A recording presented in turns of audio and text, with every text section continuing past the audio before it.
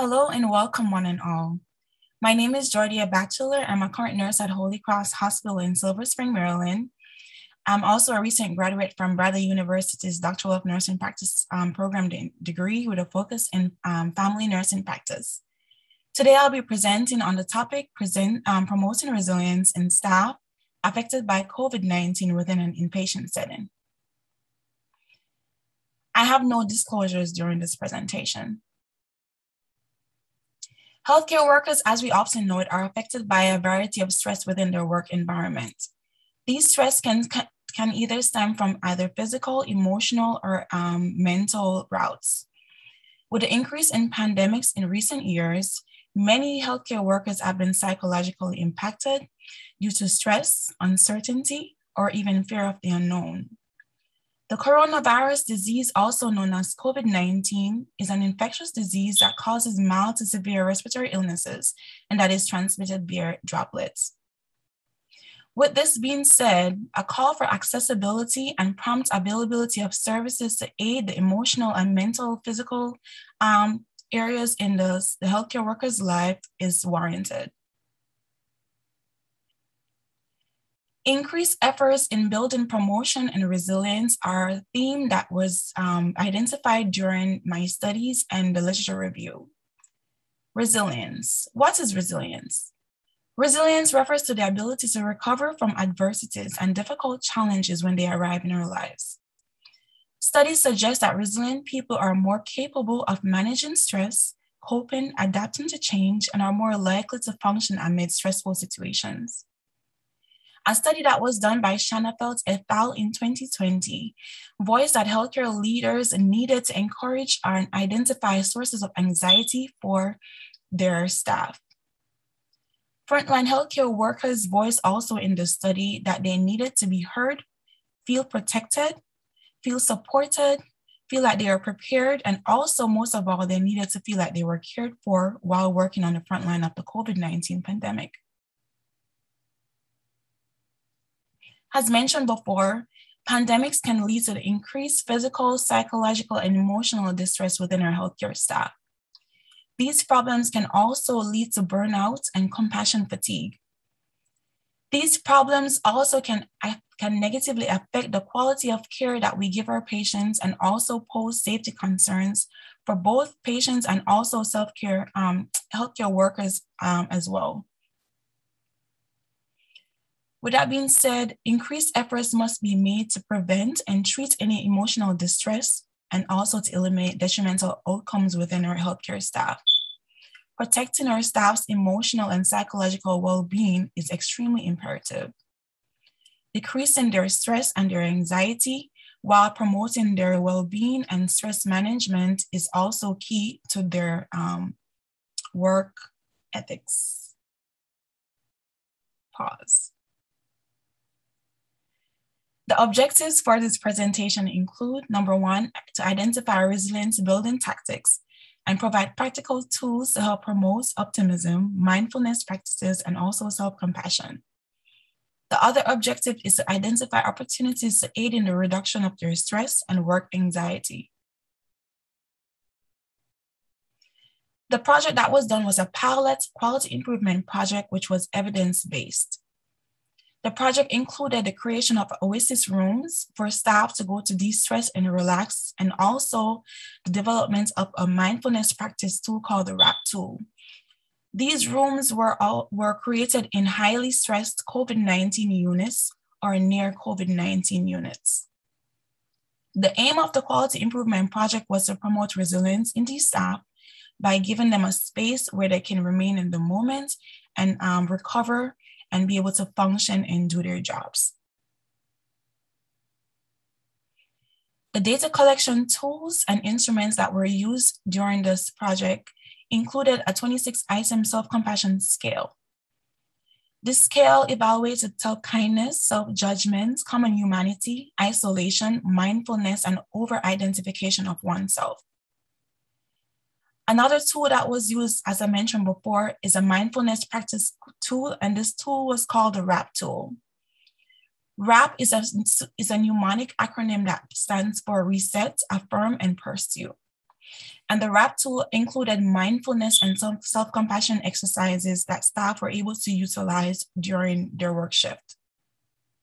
At the end of the project, a 9-item evaluation form was also sent out to evaluate the effectiveness of the interventions that were put into place. This is an example of the RAP tool. As mentioned before, RAP means to reset, meaning to reset your mind, your body, and your spirit to a neutral position or positive zone. A means affirmations or to affirm, meaning consciously making decisions to overcome negative thoughts and stress. And P is for pursue, which means to carry out your purpose, your plan, your course of action by adjusting and adapting and functioning despite challenges as they come. It included a 4-7-8 breath exercise, which was an exercise that was done by the Council of Residency Directors in Emergency Medicine. It also had a mind in your senses exercise, a positive affirmation exercise, and it also included a self-compassion break exercise, which was an exercise that was adapted from Dr. Kristen Neff's self-compassion practices. The implementation process included a pre-implementation phase, which was a recruitment of participants for the project. The participants were given consents form for them to sign to participate in the project. During the implementation phase, participants were randomly drew, assigned the numbers. They didn't have any personal identifiers attached to them.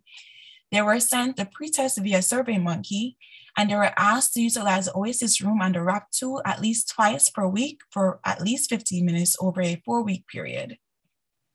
Post-implementation, the self-compassion scale or the post-test and evaluation forms were also distributed via SurveyMonkey. They were collected, the data was entered into an Excel spreadsheet and also into the SPSS software where they were analyzed.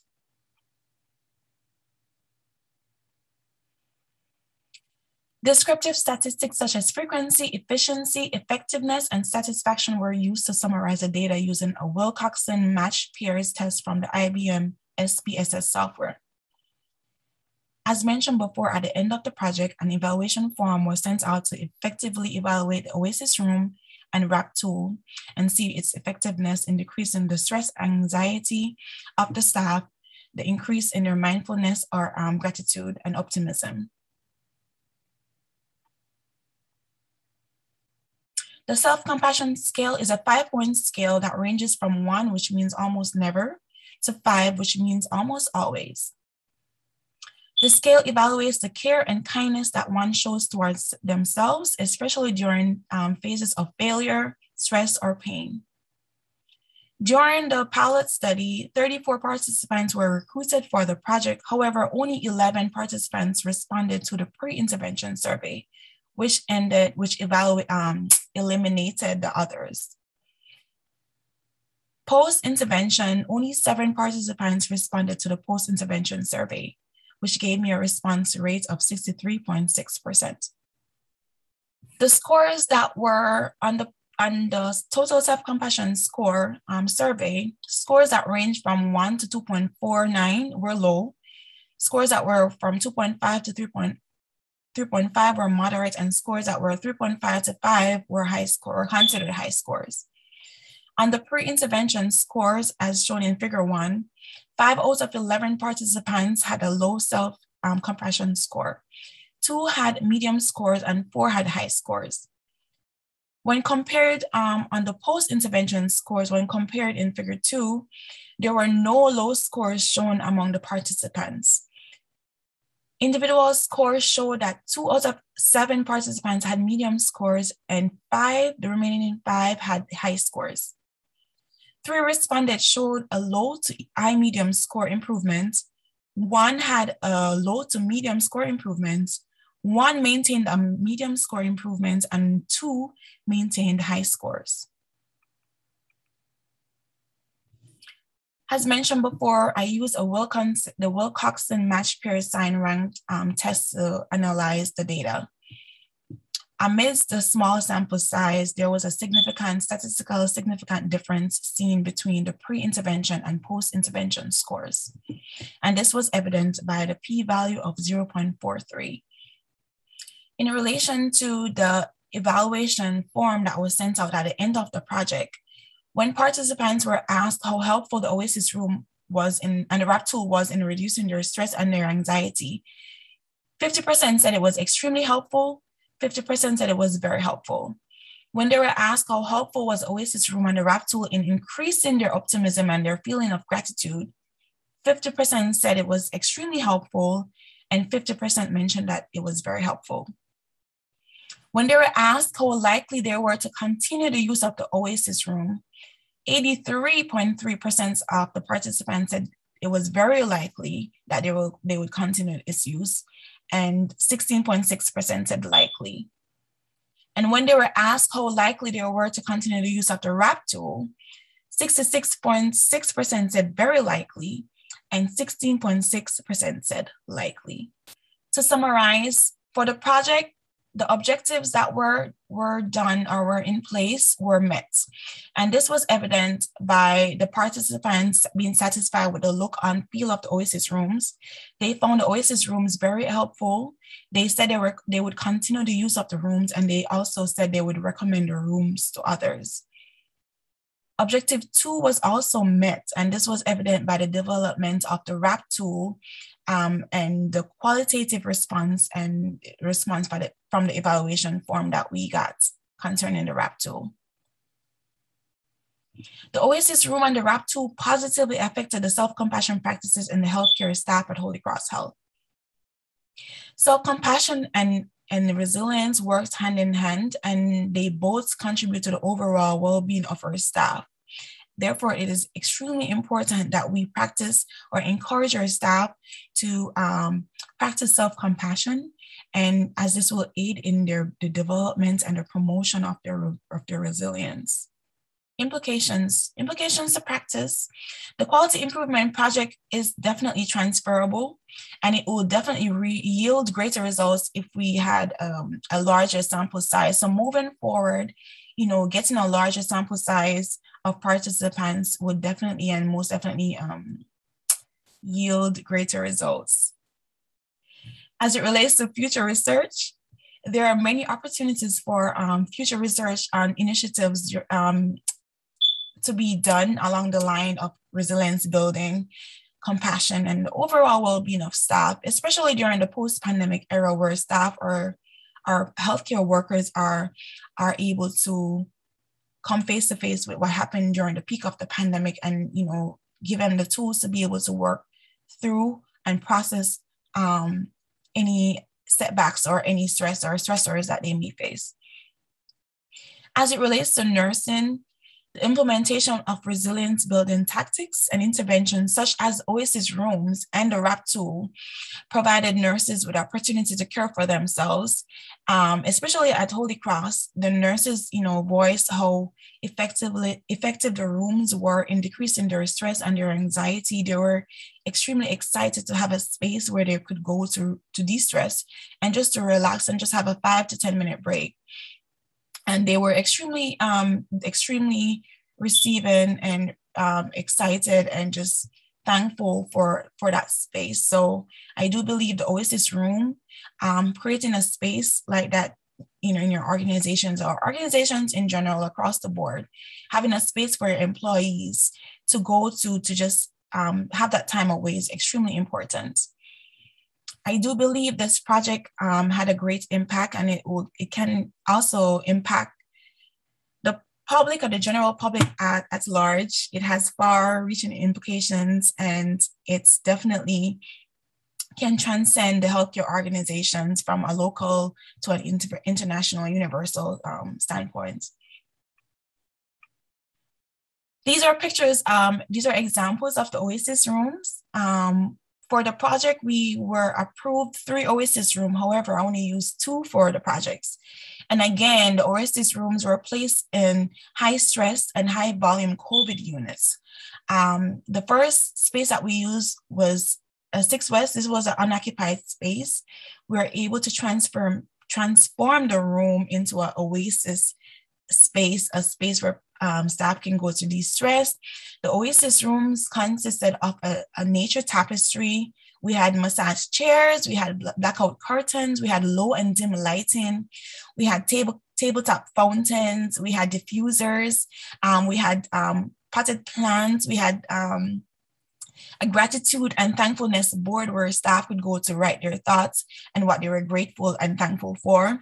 The rap tool was also in each of these rooms and enlarged on the wall with the exercises, the mindfulness and self-compassion exercises that they could utilize while they were in the room. We also placed mounted a TV on the room with the Care Channel, which is a channel that staff that had guided imageries. It had soothing nature sceneries. It had soothing music as well.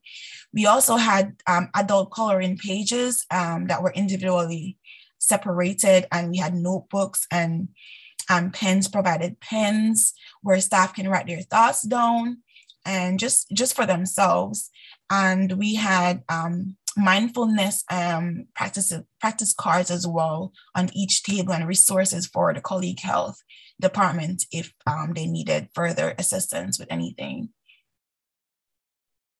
And this is just a replica of the first room. This was a room that was in the SICU.